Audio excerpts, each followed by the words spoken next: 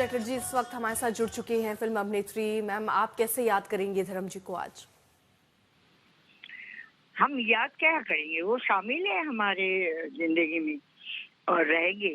और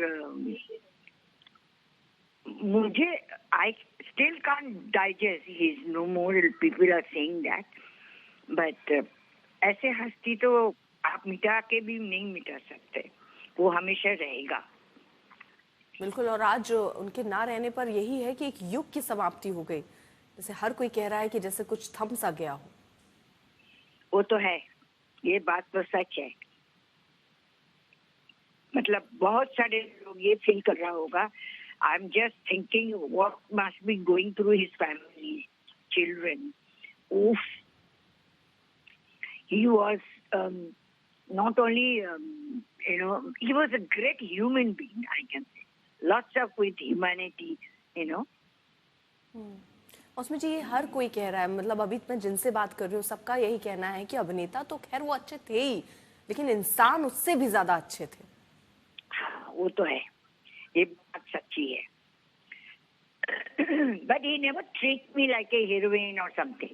He always treat me one family member, और मुझे जैसा कुड़िए बुलाते थे, झल्ली बुलाते थे, मतलब बच्चे जैसे ट्रीट करते थे मुझे।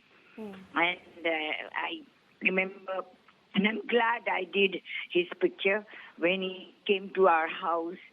The picture is Ghais, and he came and he was requesting my husband कि भाई इसको बोलो, करे हाँ बोले। तो फिर and he was very very sure कि उनको हम नानी कह सकते घर में आए तो। One of my maid was faint looking at him. अच्छा। I remember.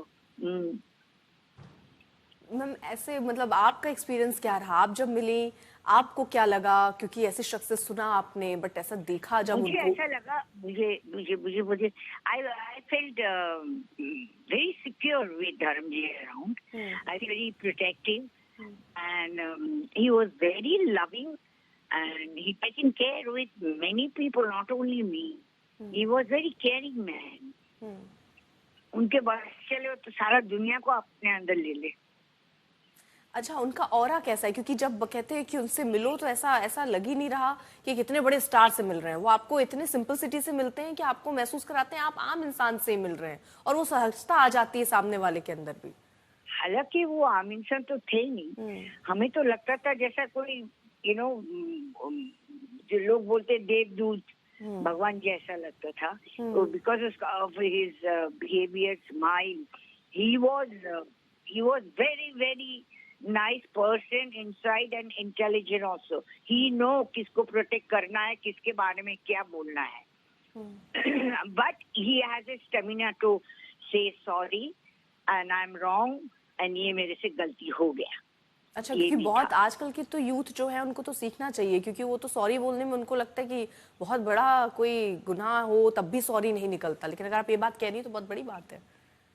हाँ, नहीं वही तो बात है ना, जो सॉरी बोलता है वो सबसे बड़ा इंसान होता है। जो माफ कर देता है उससे भी वो बड़ा होता है जो माफी मांगता है। सबके दिल इतना बड़ा नहीं होता है और समझ में भी नहीं आता होगा, कॉन्फिडेंस भी नहीं होता होगा। सब सोचते हैं कि मैं छोटा हो जाता हूँ अगर सॉरी बोलता हूँ तो। ये होता है मौसमी जी। बहुत सारे जब यूथ का जिक्र मैंने कर ही दिया है, तो क्योंकि अब जो फिल्में रिलीज होती है बहुत प्रेशर होता है कि रिलीज के बाद कैसी हिट होगी, नहीं हिट होगी। धर्मेंद्र जी कैसे थे इस मामले में?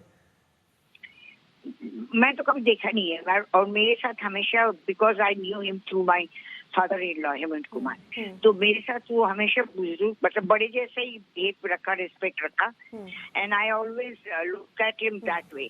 बट आई न्यू कि उनको हंसना सबसे ज्यादा पसंद था, हंसना, और वो ये had a great sense of humour, और दुख में भी हंसना चाहिए, ये उनसे सीखना चाहिए।